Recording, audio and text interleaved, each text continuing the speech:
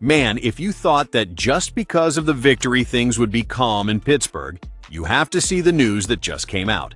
The game ends with a rookie turning a spectacular play into a total nightmare. Another collapses because of a bizarre decision by the coach. And then, suddenly, a veteran steps up and becomes the emotional leader that nobody expected. Yes, a lot is happening in Pittsburgh right now, and it all starts with a moment that may have changed a young player's future forever. You know how the Steelers love to keep things interesting? They can't just close out a win like a normal team. No, they've got to make your heart race until the final seconds. And this time, it was Roman Wilson's turn to make every fan in Pittsburgh scream at their TV. Fourth quarter, under 4 minutes left. All the Steelers had to do was run the clock. Simple, right? Instead, the rookie wideout tried to turn into Superman. He hurdles a Colts defender trying to reach the sticks. And boom, ball's out. Colts recover. Crowd gasps. What should have been a clean finish suddenly turned into a "you have got to be kidding me" moment. Yeah, Pittsburgh still pulled off the win. But that play? It might haunt Wilson for a while. Because here's the thing, he wasn't just another name on the depth chart. After Week 8, the kid was finally getting his shot. He'd earned a rare vote of confidence from Aaron Rodgers himself, who basically said, "We trust this dude to make plays."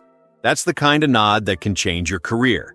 But confidence cuts both ways. Fast forward 1 week, and that trust completely backfired. 1 catch, 4 yards, and another fumble that made everyone on the sideline look away like, yeah, maybe this isn't it.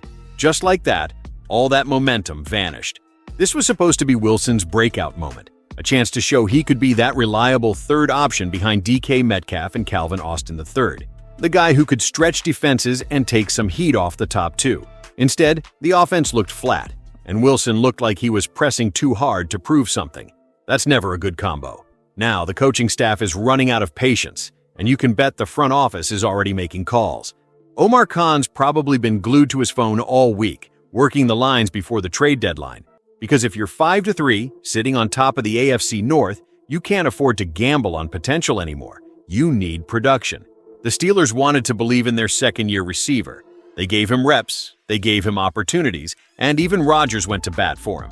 But after back-to-back costly mistakes, it's hard to see him climbing back into that rotation anytime soon.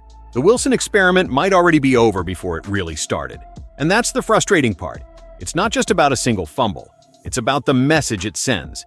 When your team's fighting for playoff seeding and you blow a moment like that, it changes how everyone looks at you. Coaches, teammates, even the fan base. You can feel the tension in the air. Is this guy really built for the big stage? Maybe he'll bounce back down the line. Maybe this is the wake-up call he needs. But right now, the kid's hanging on by a thread, and Pittsburgh's not exactly a patient city. The Steelers can't wait around for growth, not when the division's this tight. Roman Wilson's trying to prove he belongs. Unfortunately, last Sunday, he proved the opposite. And unless something dramatic changes fast, that hurdle might have been the leap that ended his season. All right, if that didn't raise eyebrows, this next one will. A head-scratching switch flipped at halftime and changed the whole vibe. Here's the call that took the wheels off. You ever watch a team look unstoppable for 30 minutes, then come back out after halftime like they forgot how football works? Welcome to the Pittsburgh Steelers Week 8 meltdown against the Packers. First half, it was beautiful. 16-7 lead, offense clicking, defense holding strong, Jaylen Warren running through defenders like a wrecking ball. The guy looked like he was on a personal mission to destroy Green Bay's front seven. He racked up 50 yards before halftime and was averaging 5 per carry, straight up bullying people. And then, they just stopped giving him the damn ball. 3 carries in the entire second half. 3. Like somebody accidentally unplugged the playbook. Even beat reporter Mark Kaboly couldn't believe it. He went online like, Warren was running over people until they just stopped handing it to him. And he's not wrong. From that moment, everything went downhill. The offense completely lost rhythm, the defense collapsed, and the game spiraled into one of those classic Steelers implosions that make you question reality. 35-19 final.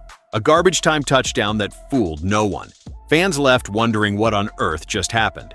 Now, Coach Mike Tomlin tried to explain it afterward. Said they were behind the sticks too often, meaning too many long downs and not enough manageable plays. That's fair, but here's the truth. They panicked. When pressure hit, they ditched what was working. Instead of leaning on the guy who was cooking, they went right back to the same stale short passes that the Packers were reading like an open book. Aaron Rodgers was getting mauled by the pass rush. The offensive line couldn't hold water in a bucket. And then came the real problem. Left guard Isaac Sumalo went down with a pectoral injury. That's when everything fell apart. Spencer Anderson had to slide in to replace him. And suddenly, the play caller got scared to run behind a line that wasn't familiar. But here's the thing. The Steelers had options. They could have brought in Calvin Anderson, a 300-pound swing tackle, to reinforce that left side. That's literally what he did all last season. They even used that jumbo package for a 2-point conversion later on, and it worked. Except Jonnu Smith dropped the ball. The lesson? Pittsburgh outsmarted itself. They let one injury derail the entire game plan. And that's not how contenders operate. If you're really next man up, then next man up better actually mean something. You don't abandon what's working because of one lineup change. You adapt. Now, with Sumalo possibly missing time, veteran lineman Andrus Peat might finally get activated. He's 316 pounds of "I can fix this." Slide him next to Darnell Washington and get back to pounding defenses. Because when the Steelers commit to the run, they control games. When they overthink, they unravel. The Packers' loss wasn't just another L, it exposed a bad habit. The Steelers can dominate physically, but they keep second-guessing themselves. And when that happens, the scoreboard starts looking ugly fast. The fans see it, the players feel it, and Tomlin knows it. This team's identity has to come from power football, not panic. Because if they keep outsmarting themselves, no amount of talent is going to save them. And just when the offense wobbled, the defense answered. A veteran changed positions overnight and set the tone.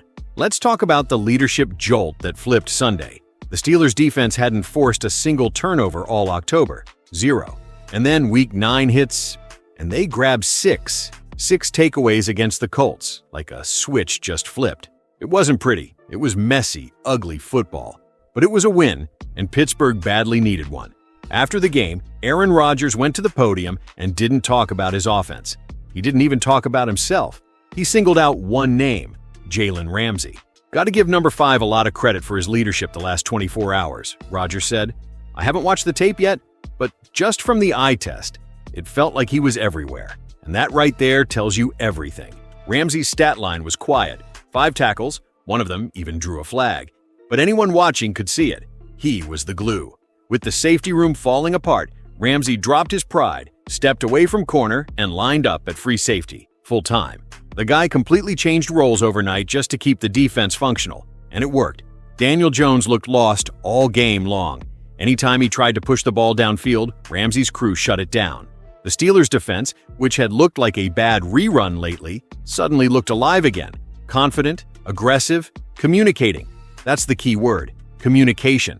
You didn't hear miscommunication once in the post-game interviews, not once. That's rare for this group, and that's the kind of stuff that doesn't show up in the box score. It's what Ramsay brings: experience, composure, command. Remember, this is a guy who came to Pittsburgh with a reputation. Loud, emotional, borderline volatile. But what he showed against the Colts was something else entirely. Restraint, maturity, leadership. He basically took over the defense on the fly and ran it like he'd been playing safety his whole career. The Steelers have a history of taking older corners and reinventing them. They did it with guys like Joe Hayden, shifting roles, finding ways to extend careers, and Ramsay might be the next name on that list. He's not the shutdown corner he used to be, but as a free safety, he looks reborn, reading plays, calling out routes before they even happen, getting everyone in position. Rodgers saw it. The defense felt it. Even the fans could sense it. The vibe was different. Ramsay wasn't just filling a spot, he was setting the tone. And that's exactly what this team needs right now. With the offense stumbling, the line beat up, and the receiver room full of question marks, the Steelers need a voice. Someone who commands respect and holds people accountable. Ramsay gave them that. So here's the truth. Pittsburgh's still a roller coaster. Wilson's fighting for trust, the coaches are overthinking, and Ramsay just showed what leadership actually looks like. The question is, will the rest of the locker room follow? Subscribe, and let's find out together next week.